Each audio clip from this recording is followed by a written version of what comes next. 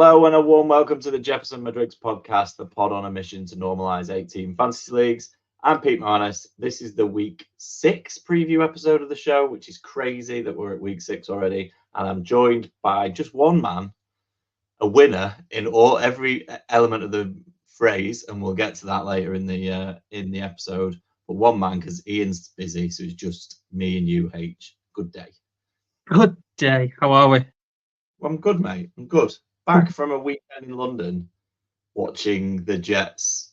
Well, watching what turned out to be Robert Saleh's last game in charge of the Jets, which is just the news that just broken a couple of hours before we started recording. So, yeah, bad move for me.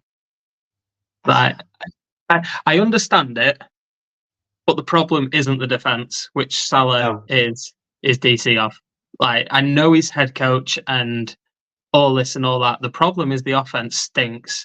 They have the least amount of motions. They don't read the defense. Like, I'm not being funny.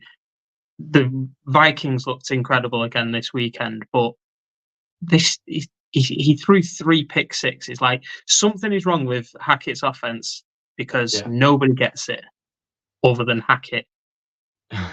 Yeah, Rodgers is an interesting one for me because he looked really good against the Patriots a couple of weeks ago. Now, granted, it was the Patriots, but the way he was moving, connecting with his throws, he looked like old Aaron Rodgers. So you kind of go, he kind of lost it in 2 weeks. He looks all right. So, but the offense, I'm with you, it's just broken. They can't get Breece Hall going. They couldn't even get Braylon Allen going at the weekend. So, well, it was just like the 4-2, and you hand it off to a guy 7 yards back to run straight into the absolute train wreck. Like, it's not going to work. I understand going for it. Don't get me wrong, but just do something a little bit different. Run to the outside. Like, we've gone from seeing Breece Hall, and me and you spoke about who could potentially break CMC as number 1 this year, and we both said Breece Hall could be the guy, with Rodgers being back and this, that, and the other, and it's just a horror show. And then they go, we'll get rid of the guy that so there was a stat that came out soon after it, that since Robert Saleh took over as the head coach of the Jets, they've had the number 1 defense. Yeah. What's Saleh known for? Defense. So when you sack the guy that game on Sunday, it was the defense keeping him in it. Like, they were in it at the end. They had a chance to, and like, I'm sat there at the end going, I don't know how the Jets have got the ball with a chance to go and win this, and they get 2/3 of the way down there before Aaron Rodgers throws a pick, or a third pick. But they were in it because the defense kept giving them good field position or stopping the Vikings. Like, they made Sam Darnold look like Sam Darnold again. Like, they just shut them down. But it's even Garrett Wilson. Like, I'm watching it. I've got Garrett Wilson in a couple of teams, one of my really important teams. And I'm watching Garrett Wilson going, I need a big day from Garrett Wilson. And it felt like every play, they're not on the same page. Him and Rodgers are not on the same page at all. So, and then it got to the end of it, and he had 13 catches for 100 yards. But you wouldn't have known it watching it, because I was like watching it going, it felt like every time he aimed at him, he was either 5 yards deep, so therefore he wasn't getting a lot of yardage, or he was throwing it 5 yards behind him, which I don't know whether it's him or Garrett Wilson who's running, whether he's throwing the wrong thing or he's running the wrong thing, but they're just not on the same page. But they throw the ball to him that many times that eventually he gets up to like 10 catches, because I don't know how, I've not checked how many targets. He must have had 20 targets in that game. 22. That is ridiculous. So there was a stat that he has the second lowest yards from over 20 targets. The second lowest yards. The one before it, Devontae Adams, who was his quarterback. Aaron Rodgers, who was his OC. Nathaniel Hackett. I understand the change. I do, because the Jets are in a position where realistically they should be winning now. The problem, though, wasn't, all right, it may be Saleh supposedly holding them back or whatever that daft comment was about dumbing down the offense, something like that for the players. And Rodgers said, "Well, why don't they just work harder?" Well, you tell me who's made that decision to sack Salah this week. Do you know what I mean? Like, and the thing is, Hackett went to, where was he head coach? Was it Denver? Yeah. And that was a It was train terrible. wreck. Yeah. That was an absolute shambles.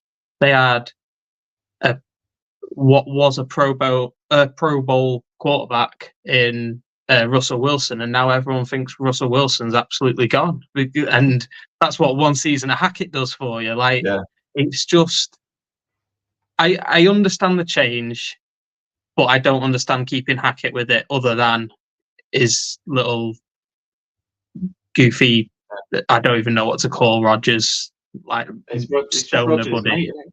It's like that's what he wants. But I'm like, and Rodgers is the sort of bloke who's not going to be able to see that it's broken, so he will just go, "No, this has worked before." And it's like it worked to a certain extent, but it hasn't. It's not like you've won the Super Bowl together or anything. Like it didn't work to that level. So yeah, that'll be interesting to see what they do. They're Monday Night Football this week. Yeah. At home to the Bills, which is not really. I mean, it's not never a good first a good week. time mid-season to start changing your coach, but when the Bills are coming to town, seems really early as well. Like, yeah, I don't understand it. I don't think the Jets. I mean, I didn't think the Jets were all right. They were bad, but they weren't like ridiculously bad. It just seems like a really daft move to move on, especially when it's like the first time Rodgers is sort of playing a full season. You know, last year the whole thing. I mean, we were massively high on the Jets last year because they had signed Rodgers, and it was a good move for the franchise, and this, that, and the other. And it lasted 3 snaps, and the season was over. yeah. At least give Salah a chance, but they've decided to move on rather quickly. And in my opinion, they sacked the wrong person. Yeah. What did you think of the Texans? I didn't see. This is the problem with going to one of the games that I didn't see a lot. I saw the sort of back half of the late games on Sunday, and then I got to watch the Chiefs last night. But while we're on the subject, really appreciate the NFL putting 3 terrible Thursday night games on back to back, and then waiting until I'm out of the country and can't watch it to put up a 60-point screamer between the Falcons and the Bucks. So For that. Finally get a decent Thursday night game, and I didn't get to see it. So that was Yeah, great. no, it was just like, that was a belter. Like, Kirk Cousins was phenomenal, 500 yards, which is quite funny because it was on Matt Ryan's like being honoured by the Falcons. Was he inducted into the? Yeah, and Kirk Cousins broke pretty much all of his one-game records. So, like, it's a bit like, yeah. Did you on the subject of the Falcons Hall of Fame, or whatever, the Ring of Honor or whatever they call it? Did you see that the owner inducted himself in a couple of weeks ago? Yeah, gotta do that, aren't you? No, you don't. It takes some real self-unawareness to go, yeah, I'm just going to throw myself in here. I've done a lot for this team. Like, just got to 28-3 and bowled a Super Bowl. Throw my name up there. Jesus. Yeah. You're going to spend all that money on a team, I suppose. Yeah. I mean, they're worth absolute billions, the NFL teams nowadays, aren't they? So, yeah. There's some really good games though. Like, I know you missed them because of sort of your travels, but there was some really good games to watch. Say again. Ian didn't sound happy with the Bengals. Do you know what? If you look at the stats, it's an incredible game, and if you're looking at it from a neutral point of view, which I obviously was for the game, it was an absolutely outstanding game. The difference was one error of the poor rookie punter slipping the ball out of his hand, and that's the difference between the Bengals winning and losing. Both defenses weren't good enough, but I think the scoreline suggests that anyway. But both quarterbacks were amazing, absolutely amazing to watch. So it's a tough loss for the Bengals. I mean, I know 1-4 is not a great start, but I still think they'll be all right. Like they've got to win the next two. The next two I was looking at it earlier are Giants and Browns. If Yeah, they can win them, and then I think they play the Eagles. But if they go into that Eagles games at 3-4, 3-4. I think they can kind of look at it and go, right, we've got some tough games out of the way. They need a statement win then, like Mm, against the Eagles or whoever. But I mean, if you do that and then you're back at 4-4, be absolutely fine. Like you can push yeah. on from then. You've got the Chiefs game out of the way. You've got one of the Ravens games out of the way. Yeah. Well, Green Bay had that. I mean, I know it's a bit what's it, but Green Bay had that run last year, which got them into the playoffs by I think was it like 8 of the last 9 that they won or something like that, or maybe Oh, you not can that many, definitely, you maybe can definitely 7 of push 9 or it. something like that. But Do you know there's only it's doable. do you know there's only 5 teams in out of the 32 that haven't lost 2 games already? Yeah, So you've got your 2-5-0 teams, and then yeah, there's only two other teams at 4-1 with the yeah. Texans and the Commanders, which is Commanders, the yeah, shock. And then the only other yeah, team is the Lions, who didn't play this week, so they're still 3-1 because they didn't play. So yeah. like there's been quite a few shocks so far, and there's plenty to play for. I think it's been probably a lot harder to predict the games this year. I also think like things like the injuries haven't helped. But I mean, you just look at the San Fran Cardinals game this weekend. That was a surprise. It looked like San Fran were controlling it. It looked like they were comfortable, and then all of a sudden, a bit of magic from Kyler and a bit of I don't even know what to say really. Like I understand the kicker went down injured and things like that, but it's a bit Yeah, still a bit poor for San Fran standards. It also makes the NFC sort of who's going to be there right at the end quite an interesting one to look at. It looks like the Vikings seem to be a team to really look at this year, which is surprising to pretty much everyone. You got the Lions that are I think right they can up keep it up. there. Sorry, go on. Do you think they can keep it up? I mean, 5-0 is a great start. You don't have to do much from 5-0 to make the playoffs, do you? You can go Yeah, I 500 the rest of the way, and you're going to make the playoffs. But I I think the way they play, I mean, their defense is scary, and defenses can win championships. We saw that last year with the Chiefs. Like as good as Mahomes is, he wasn't up to Mahomes standards. I'll be honest, like he's probably not really been overly impressive to start this season either. The only reason it he's in looked an good last MVP, night. he did look good last night, but that was probably the first game where you go, oh yeah, that's the old Mahomes. Yeah, And the only reason for me, he's in the MVP conversation, and I know it's an early MVP conversation, is because he's 5-0 and he's yeah. the quarterback. But yeah, it's just I don't know. I think the Vikings can do it. I really like Brian Flores as a DC. I think he's watching them against the Jets. They did so many things, and it looked like it. It confused the life out of most people. So even Aaron Rodgers didn't look great. So I think if the defense can keep carrying him, when you've got receivers like Jefferson, Addison, you've got Hawkinson coming back. There's a lot of sons there. Um, Yeah. yeah, like I feel like there's enough there to go there. It's just whether or not they can see it through. How you go on then? Just before we go on to fantasy, we've got 60 seconds. How are you feeling about the Texans? All right. 5 weeks in. Yeah, we we've not had like a perfect game yet. I don't think. I think we've let teams back in.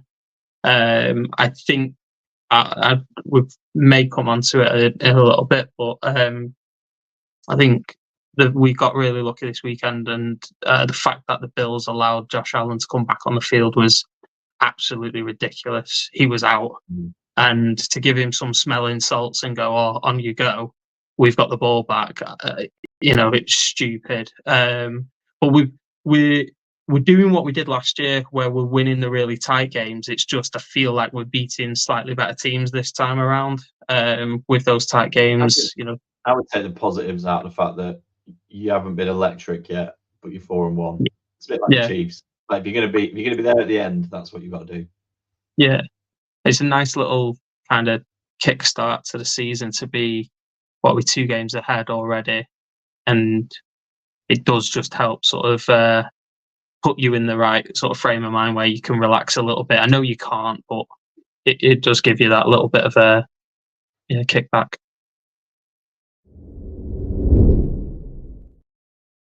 Well, it goes without saying you're going to win the South, so Yeah. Well, I think it was always between us and you, wasn't it? No, we're not. We haven't got enough. Well, No. I don't want to talk about that game. I knew we were going to lose. We always lose.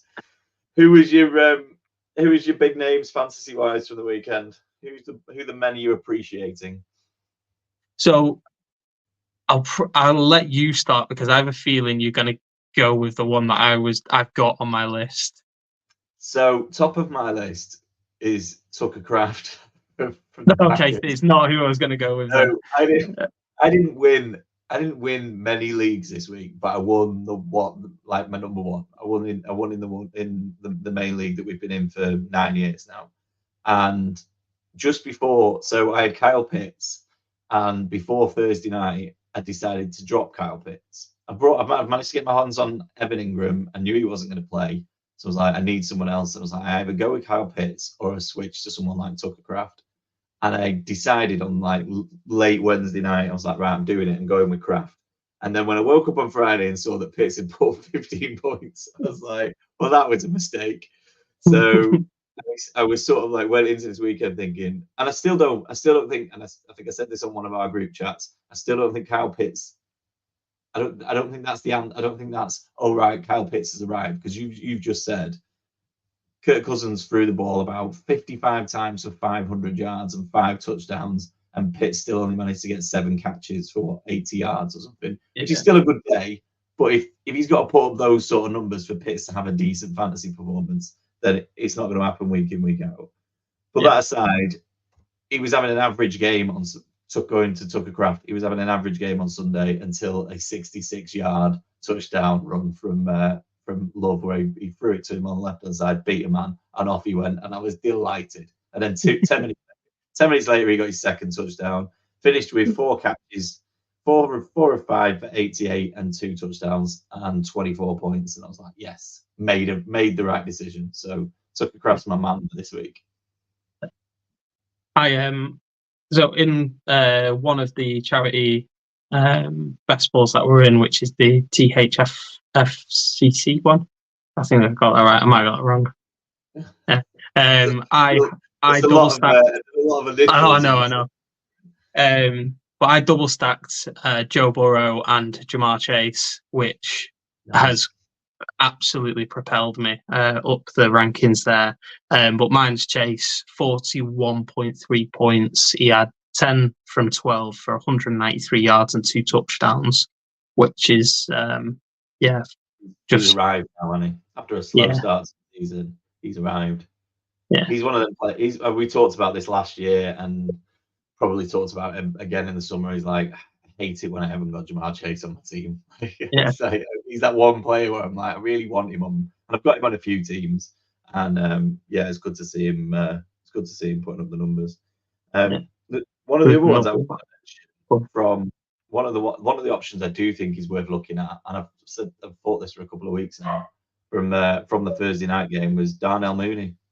9 catches, 105 yards and 2 touchdowns. He's the wide receiver 15 on the season in most formats, and I was like, he's having a good year, and he seems to be that connection with Cousins, and as Cousins sort of gets more and more into that offense, that Darnell Mooney seems to be growing in importance.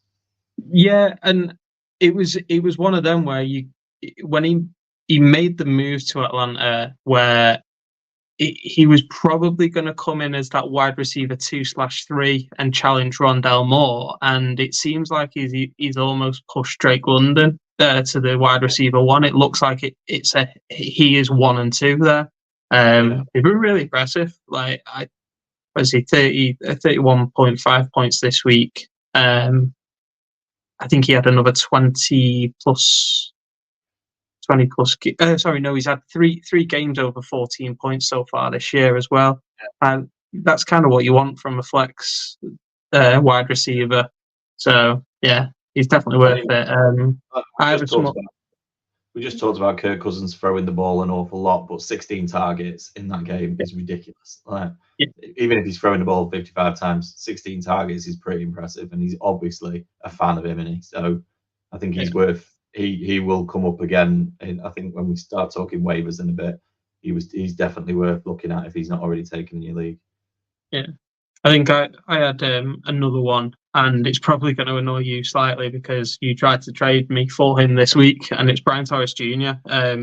5 receptions off 8 targets for 122 yards and 1 touchdown, and probably more annoying it came up against the Colts as well. But he looks like he's already in that wide receiver 1 role.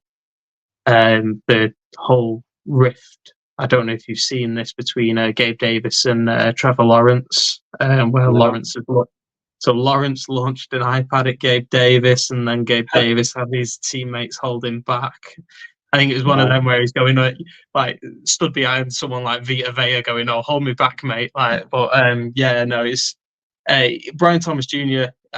He's probably benefited from the fact that Evan Ingram's out, because Ingram's a really big target for the Jags, and it'd be interesting to see how they sort of connect once he's back, because he's rumoured to be back for the London game this week. It's really weird that, wasn't it? Because he got injured in a warm-up. And they didn't really say anything about it, and he's been out for about 4 weeks now. So he was.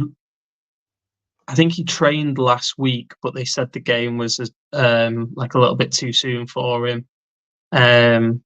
So yeah, I don't know. Like I feel like Brian Thomas Jr. is doing quite a lot of really good stuff, and I don't think it will drop off even when Ingram does come back. I think. He was one of. I think I mentioned it on like the season preview show before, and I think you were away, and it was just me and Ian, and I said he's going to have I put him down as like top 3. I think I said he'd finish in terms of rookie wide receivers, top 2 or 3 on the season in terms of fantasy points. And then the annoying thing is I drafted him in that league. I was trying, and then for some reason I almost swore then. I drafted him, and then for some reason dropped him, and I don't know why I've dropped him. And because I still believe in him, I was just like looking for space, and you've picked him up, and now I'm desperately trying to get him back. But yeah, I think he will go on. It will be interesting to see what happens with Ingram, but I think he will go on and have a big season. Well, he's rookie wide receiver 2 at the minute, and he's only Malik Neighbors, which just shows how. I mean, if you look at the fact that Jaden Daniels is playing out of his skin, Malik Neighbors and Brian Thomas Jr. were his wide receivers at LSU. You can understand why that LSU team was ridiculously good. It was really good one. I really enjoyed watching Brian Thomas Jr. He's looking the part as well now. I think with him and Neighbors and Marvin Harrison to a certain extent, but he's not quite hit the levels that I think everyone's kind of waiting for or expecting. It's because got a rubbish quarterback. Yeah, it's showing even with Worthy to a certain extent. It's showing that wide receiver class that was hyped up all summer is actually is as good as people were saying it was going to be. So I think the only one that's maybe slightly underwhelmed is Ndunes, but that's down to the fact that he's sharing a workload with 2 very good wide receivers with him, and DJ Moore had a really good game this week. So I think everybody will. I think everyone was kind of expecting it to be later in the season or next season before you saw the best of him, but he does. There's been a few connections with him and Williams where you think, oh, there's going to be something there in the future. If I had dynasty wise, he'd be somebody I'd want to own moving forward. Should we go on to the negative? Should we talk about Breece Hall again? We do, just before we do, tight ends are back. By the way, tight ends this week. I'll quickly reel off some for you. Brock Bowers 23.7, Kraft 24.8, George Kittle 20.4, Kelsey 16, Ferguson 13. You mentioned Pitt 16, McBride 11.3, and even Mark Andrews nearly hit 10 points this week. So tight ends are back. Get your big names back. We'll see. Yeah. I'm not sure. Um, Yeah, we'll see. yeah. Go on then. Likely outscored Andrews, didn't he? He got a couple of Yeah. touchdowns. Yeah, he scored 2 touchdowns. Yeah, Brees Hall 5.4 in half PPR, 2.8 last week. That's less than 10 points through 2 weeks. It's just we've already talked about the Jets. I don't see how changing your head coach is going to change this because Nathaniel Hackett's still there. I mean, the scary thing for Brees Hall is, and the Jets in general, I'm sat there and I turned to my mate before the first play of the game. I went, they're going to hand this off to Brees Hall, and because I've seen them do it, I've watched a bit of the Jets this year, and I can see when they're going to hand the ball off to Brees Hall. And like, if I can see it, that Minnesota, there's 11 people on that Minnesota Viking defense that can also see it, and you're not going to get anywhere. Like, there's just no element of surprise or misdirection or anything. And like you said, we've been over it, but yeah, Brees Hall's a bit of a worry. Like I've got him in a couple of leagues. You're not dropping him, but sometimes these are the players that I think hurt you more in fantasy. Like we talked about CMC, he's out and it's not great, but at least you know he's not killing. At least you know, right? I've got to go and have a gamble on somebody on waiver wire, try and trade for someone or whatever. Like when you've got a Brees Hall or a Tyreek Hill as he is at the moment, it's like you've drafted him so high up. You're not going to bench him. You're not going to like drop him. You just got to keep him in your team and hope for the best. So yeah. I think. I mean, with Tyreek, it's literally as soon as Tua's back, you know you can't not play Tyreek again. It's just one of them. I had a couple. So Marvin Harrison Jr. I've been so high on him. Still think he's a phenomenal talent, but 5.6 points this week is really annoying, especially when because I drafted him really high because I genuinely do believe in him. I think he's a freak. I really do. But I also think like there were a few occasions. A lot of his targets seem to be deep down the field. Yeah. Which, if that's how they're going to use him, that's how they're going to use him. But I mean, when it worked, you get a big boom quarter, let alone half or game. But I think what's most frustrating about it, though, is it's Marvin Harrison Jr. is doing the job that I thought Michael Wilson was going to do, and Michael Wilson is doing the job that Marvin Harrison Jr. was going to do, because it's like Wilson seemed to be the lead target this week. It seemed that every kind of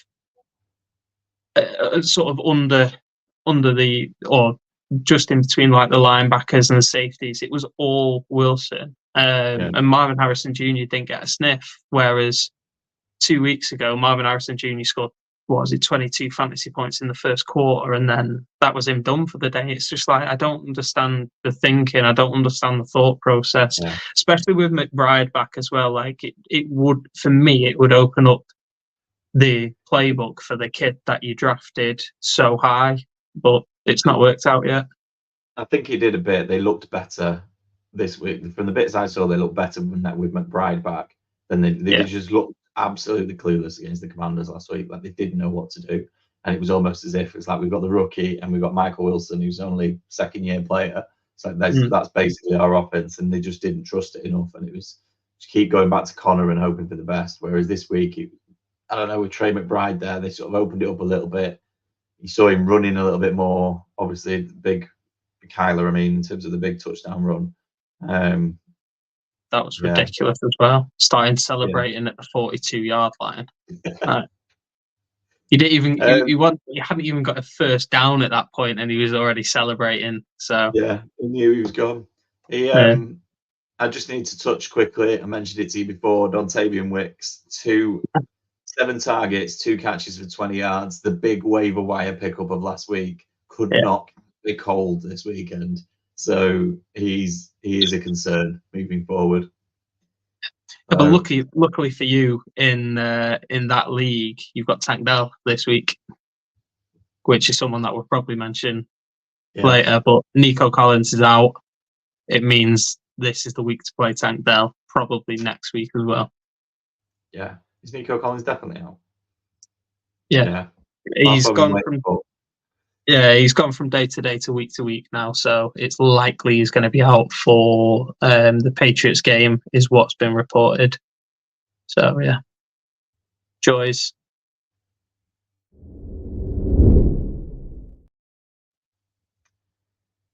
Fantasy Game Day. They had a result last week, didn't they? Oh, they had a big result. My never mind word. Never mind how we got on. They've had a great time. So That was, yeah. And do you know what? Just a quick one on them themselves as well. Like, so I don't know if you noticed, but it looked like they had technical issues on Sunday as well. It looked like, because probably they've got the record numbers and things like that. It took a long time to see where you were. Yeah, and fair play, they got it back up and running fairly quickly. I was able to see that I was crumbling quite dramatically. So yeah, no, it's amazing. I think the two. So they've released a second new game this week. So they released a new game last week, which was the £3 game. You've now released a £25 game this week as well. I think it's only going to go up, and fair play to the lads because they work hard on it and they do a lot of work even behind the scenes, just talking to mugs like us, and there's some other podcasts and things like that out there that they do a lot of work for as well. So it's really pleasing to see. Yeah, 525 entrants last week, and I mean, last time I checked, they were in the 200s. So I mean, it's basically doubled with DraftKings pulling out of the UK. For those of you listening who weren't aware of what had happened, DraftKings pulled out of the UK with my $13 or whatever I had left. So I need to take that out. You got 18 months to take it out. Which 8 is months. good, I've got lots of best balls. I mean, I'm not going to win any money, but I've got lots of best balls from the summer that I need to wait until February or at least December. Figure out I haven't made any money out of them, and then I'll withdraw my £13 or whatever, $13, whatever I had left. So we went with Jordan Mason as captain last week. I'll cut to the chase. Out of 525, we finished 471st. So It wasn't a good week. Ian picked the team. Ian picked the team, yeah. Ian picked it. Yeah. I picked the captain though, and I need to apologise to you boys a little bit for not having big enough cojones. Because if you remember, I did say that I wanted to go with Brandon Ayuk, and I thought he'd have a big game, and I bottled it and said we'll go with Jordan Mason. Now, granted, even if we'd have gone with Ayuk, the rest of this nonsense roster that Ian's picked isn't going to get us any points. But I'm doing my bit to contribute. He had Jordan Love. So we had Jordan Mason as captain. We had Jordan Love, Derrick Henry, Austin Eckler, Jaden Reed, DK Metcalf, Jordan Whittington, and Eric Hall, which is a bit of a homer pick. And to be honest, none of them had bad games. DK Metcalf had a bad game. The rest of them were just okay. And there's just lots of 15, 16, 17s, and it's just not enough. You need, especially when you've got players out there like Jamar Chase and going off big time. You've got Joe Burrow with him and Lamar Jackson and all that stuff, or Jaden Daniels and all of that going off. Like, you can't afford to be a quarterback to have 15 points. So I also really want Ian to just fall out of love with Austin Eckler at some point in the real near future, because it's when I seen him in the team. When I seen him in the team, and I was like, we could have had Trey Sermon for 200. What is it, 1,800 less? I was like, but yeah, it is fun, this game, and some weeks teams like he loves an old running back, Ian.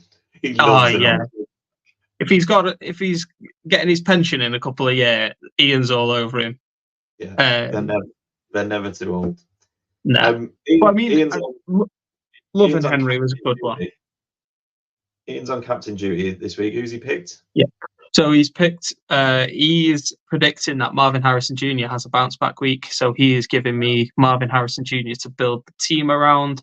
I've not actually had a chance to have a look at the prices and things like that yet, so it's going to be an interesting one that I quite like. I'm probably Marvin Harrison Jr.'s biggest fan outside of anyone that's a Cardinals fan, so I'm quite happy that I can build a team around him. But it does have to be a big bounce back week this week, I think. that's an interesting pick there at the Packers. Yeah. Not sure that's the game that I would be targeting. Might turn out to be a shootout. Yeah. As long as the weather stays all right.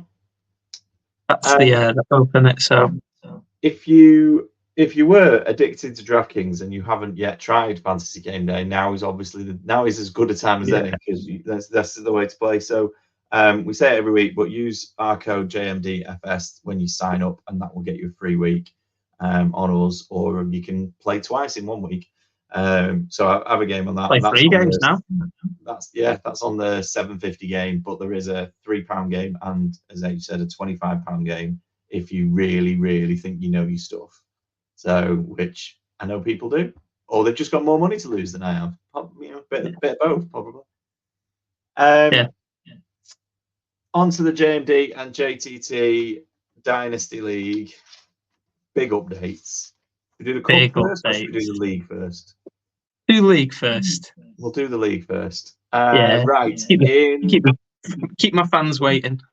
We'll start in the Brady division. In the Brady division, Team Konski 77 hit the 200 mark for the second week on the trot. So having put up 211 last week, he became the first team in the entirety of all divisions to hit 200 twice. We've only had 5 200 scores, and he's got 2 of them. So 205.1, and he was playing owner of Brady, I think, if my memory's. I've not written that down. But at the bottom of the end of the scale was owner of Brady, who's got the lowest score in that division, 2 weeks on the trot, with just 106.98. Every team in that division is either 3-2 or 2-3. So there is 1 win splitting top and bottom, which is a pretty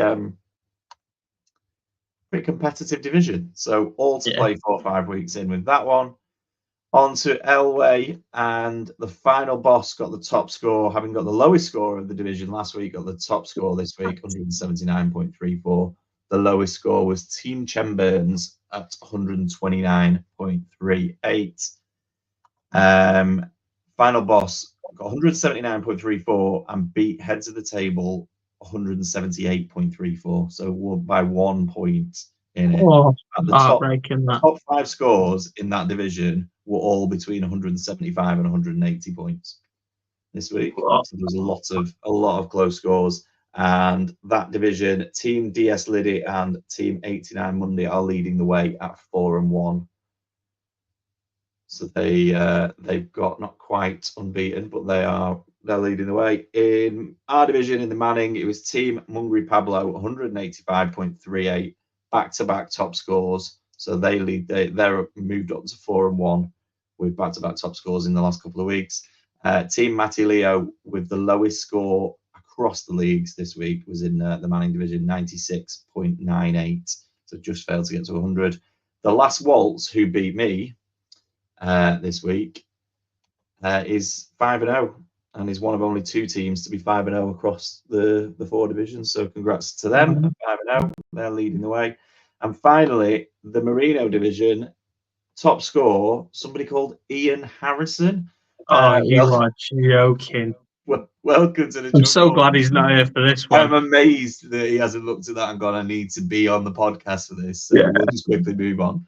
But 183.22. To be fair to him, he'd had 4 straight weeks where he'd scored between 145 and 158 points. So he's been putting up some really regular points. And this week had a big week with 183.22.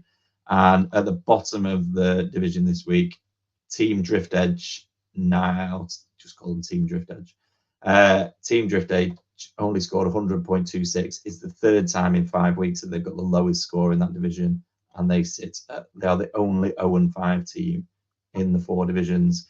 Dynasty Cowboys, the last team we'll have a bit of a shout out to, just a point behind Ian in terms of score this week, but enough to get another win. They're the other team that's 5-0. So the Last Waltz and Dynasty Cowboys are the 2 teams at 5-0 through 4 weeks. And that's where we stand in the league. In the Cup, it was HJMD Pod against Team Pestle. And anyone who follows us on socials will have seen last night that I posted up that H had a 16 point lead going into last night, and Team Pestle had Alvin Kamara to play, and anyone who watched that game knows that Alvin Kamara got nowhere near 16 points. So H wins the first ever cup. 182.32. Good weekly score, to be fair, mate. You deserve that. Team Pestle 176.74, which is also a good weekly score. Really good score. And unlucky. You did everything you could there to win that, but fell at the final hurdle. H gets the tickets to Patriots against Jags in a couple of weeks. So he will post a picture of himself at the game just to prove that we haven't fixed this, and it's not. I mean, we can't fix it. I've been posting it out every week. You've seen it all go out, but there is actually a prize at the end of it. So the first ever cup competition is won by one of us, and that doesn't look great, but it is what it is.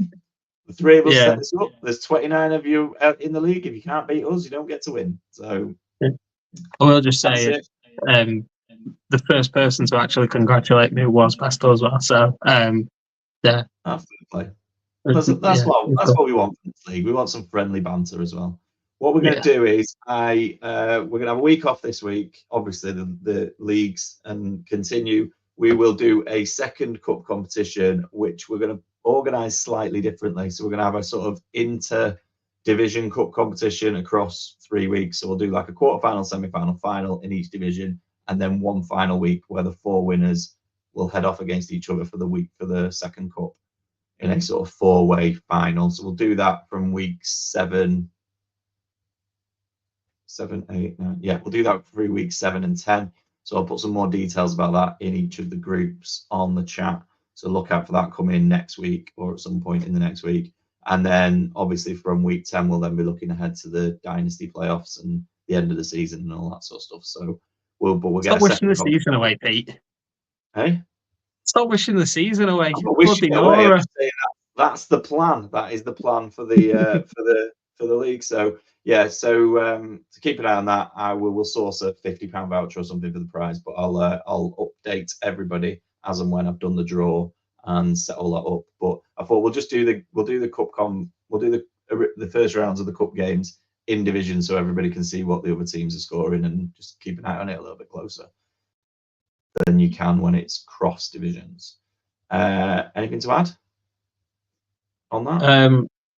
I think nothing from me. Thank you speeches, or I did have a 7-page. Yeah, I did have a 7-page write up, but apparently there was only 15 minutes in the quarter, and it was going to take up too much time. But I did just want to shout out to my only fan on Twitter, Millionaire Matt, who did say it's going to be brilliant if H wins this or something along those lines. So yeah. I think he said, "Please let H win," which I think was I think was less about you and more about Pestle, if I'm honest. So we'll find out at some point. Just quickly, we've run over. We've chatted so much about fantasy and game day and JMD League that we haven't done waivers. We've got a minute and a half left in the quarter. Anybody you want to throw out as a name for waivers? One of them you mentioned, which was Darnell Mooney. He's still sat on waivers in a lot of places, and as I mentioned, he's probably a really good flex wide receiver. And then the other is probably the biggest surprise that's going to come out of my mouth tonight, and it's Tank Bigsby of the Jags. He's taken over. He's one of the one. I don't know if he has or not. He's one of the one. He could be this week's Dontavian Wicks. Is my warning to everybody out there. Like he could be the one that everyone sort of rushes out to get, and then next week he's got 7 because he's got 2 touchdowns. His score looks. And there's a few players like that. Darnell Mooney's a prime example, but there's a few players like that where their scores look inflated, like they're not going to score 2 touchdowns every week, and he's one of them where I'm like. I don't know whether I trust that they're moving or they're really going into a split. But he looks a little bit better than ETN. Yeah, so just on that, he had 7 more carries than ETN this week, which is the first time he's ever out-carried ETN without an injury. So it may be that the tide is turning, and as we know from last year, I'm a massive ETN fan. And I did say that this year, I think Bigsby would be more involved, and it seems to be the case, although he needs to keep hold of the ball because he keeps dropping it as well. Have you got anyone? Quick fire? They were the two names I wrote down with Rico Dowdle, who seems to be taking a similar thing, seems to be taking a little bit more with the Cowboys. But again, he dropped it on Sunday, so I don't know if that's going to affect him either. So yeah, we'll see.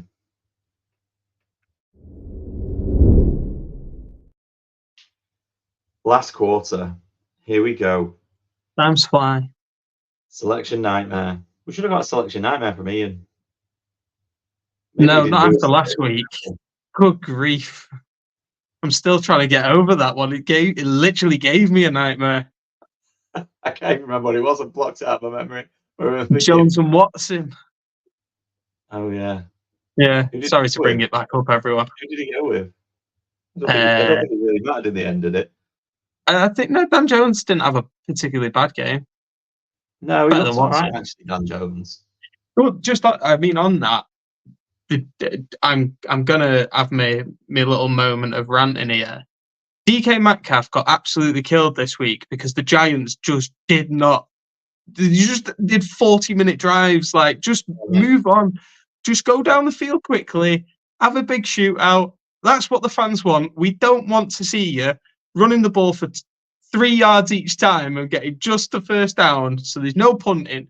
I think there was. I'm sure I read that the Giants had possession of the ball for 42 minutes. Yeah. And I was like, no wonder DK only scored 7 points. Like, absolutely killed me. That's what the game against the Cowboys was like on Thursday Night Football a couple of weeks ago. It was exactly the same. I had CeeDee Lamb, and Dak throws a touchdown to CeeDee Lamb early on I think it was in the second quarter. So I was like, oh, here we go. So by halftime, he's got like 18 points or something. And I'm like, right, here we go. We can push on. But it felt like the Giants had the ball for the entirety of the second half without actually. They didn't score a touchdown in the whole game. They just scored like 6 field goals. But it was the same thing every time. They took 5, 6, 7 minutes on every drive to get closer to score a field goal, and then a chip shot field goal at that, and then that was that. And then if the Cowboys went 3 and out, that was it for another 10 minutes. So it's just they're not fun to watch. No, they're not. They're not. But they are getting a couple of wins, which we probably didn't expect. So fair play, it's working. Yeah, but awful. Let's hear your selection nightmare for this week then. So mine is the our main dynasty. So I've got a little bit of a issue this. Yeah, so it's half PPR. I've got a little bit of an issue this week because I've got Justin Jefferson on his bye. I've got Nico Collins, who is down injured, which has meant that I am sort of 100% playing Stephon Diggs and Michael Pittman Jr. as my 2 wide receivers for the week, which has meant I'm really short on my flex. So my flex is between Ramondre Stevenson, who goes up against the Texans, and Jackson Smith and Jigba, who I cannot remember. Playing the 49ers on Thursday night. 49ers, yeah. Oh, that's a tough one. Yeah. Half PPR as well. Who's Ramondre Stevenson got? Texans.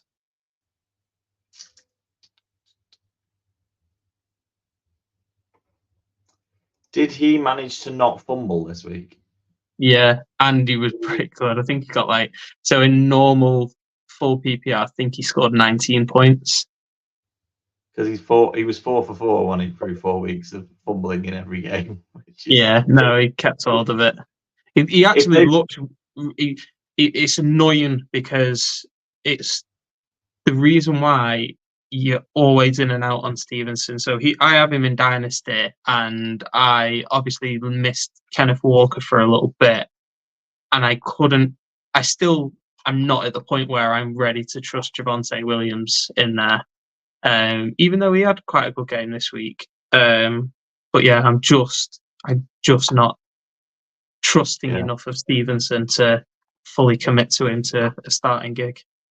I like Jackson Smith and Jig, but I would lean Ramondre Stevenson over JSN. mainly because I think just Lockett still looks good. DK Metcalf didn't have a great game. He's going to bounce back at some point. Like he will. That's what he does. He has big games and then he has low games. So I just think when you look at the Patriots and like who's going to score a touchdown, it's going to be Stevenson or Hunter Henry. Like that's probably where that touchdown's coming from. It's like who's. Yeah. I always think who's if you sort of on the fence between the two, who's more likely to score a touchdown, because that's what will get you the win, and it'll be Ramondre Stevenson. Cool. Appreciate it. That's my thought. I have got a similar. Well, it's not similar. It's a full PPR wide receiver issue. Wide receivers seem to be all over the place, and it's one of three. One of them we've already mentioned, Tank Dell, and I didn't realize. To be fair, I didn't realize Nico Collins was out. So Tank Dell at the Patriots, and then I've got Courtland Sutton against the Chargers, or Chris Olave against the Bucks. Now, So before I'm the going to rule season, out Sutton already. Really Sutton, yeah. Before the season, this would have been an easy Olave. Yeah. And it's just not happening at all. In fact, he might be the second choice wide receiver behind Shaheed at this point. That's how much it's not happening. And then to add to that, I mean, a lot of this is Derek Carr went off injured, or didn't finish the game last night. So if Derek Carr's not playing next week, I'll probably just go straight to Tank Dell. But we work on the basis that he is fit. Which one of those three would you play? I think we really sort of needed Ian anyway because I'm asking a Texan which one of those three. So. I think if you're going to play Tank Dell, this is probably the week to play him because of Nico being out. But I really like Olave. I'm a massive fan of Olave. I think I would go down on QB situation. So if it isn't Derek Carr, then I'd go Tank Dell. If it is Derek Carr, I'd probably lean back towards Olave because Olave is, of the two, Olave is more likely to have I don't know how to say that. And Tank Dell's had some really big games for the Texans. I would lean more towards Olave if it is Derek Carr. Yeah. If it's not, I think it's an easy switch to Tank.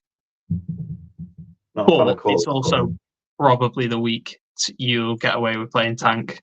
Because we literally mentioned it last week that if one of the Texans, either Diggs or Collins, goes down, Tank Dell becomes that weapon.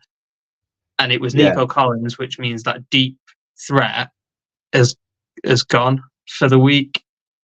So I think Tank Dell comes into it quite a lot. Yeah, and if anyone picked up Xavier Hutchinson in any best ball leagues, it could be your week as well because he looked really good once Collins went off. So I think you're right. It's like if you're not going to play Tank Dell this week, why is he on your roster? There is a bit of that in there. Like, just get cutthroat and kind of just drop him. Like drop him or try and trade. I would trade him away this week because this is the week that you might get something for him because people will be looking for players to play, or play him. Don't let him sit on your bench because if he's sitting on your bench this week, he's always going to be on your bench. To be honest, I would genuinely trade for Tank Dell this week. I'd even trade with you for him, apart from the fact I've got Stephon Diggs in that league. So I can't. And the Stephon Diggs... You'll be fine. Yeah. Why would you not want to double up? All in on the Texans this week against the Patriots. This could be it. This could be only two players. I've been starting McBride and Marvin Harrison together. Not very successfully, granted, but I have been starting them together. I'm just waiting for that 40-point game from Kyler Murray where he really gets them going. So when that happens, this could be the week that the Texans really get going. Might resend you that trade from last week. See if you can get. No, I'm not getting rid of Brian Thomas Jr. now. Not a chance. Do you know what? I did after you'd said no to me on that.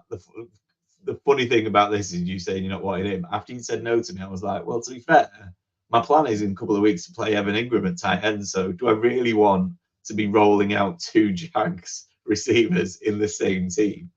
trusting Trevor Lawrence quite a lot, that in it. So Yeah. accepting that to come off. We've got we don't know what Ian's selection nightmare is, but it's probably something terrible because he's got a few It's going to be last minute awful. to go behind. Our charity accumulator, which is 0-5 through 5 weeks of the season, went wrong on Thursday night. So because we had the Bucks to beat the Falcons, so I don't Did even we get know. everything else? I didn't even check. We had the Chiefs, Vikings, Cowboys, Vikings. So yeah, I think we got everything else. Won again. Yeah, every time it's one. This week it's 49ers at Seahawks on Thursday night. We've just talked about the Seahawks a bit. We've not really talked about the 49ers, who've been interesting this year and really they didn't use Jordan Mason as discussed in Fantasy Game Day. They didn't use him as much as I thought they were going to use him this week. And there has been a lot of Purdy running around trying to make plays happen as opposed to just dumping it down to Jordan Mason or someone else. So be interested to see if they keep that up. But how are you feeling about 49ers Hawks? I think this is going to be a really tough game to call, if I'm completely honest. It's weird because if you offered me this game at the start of the season, it's a very easy decision.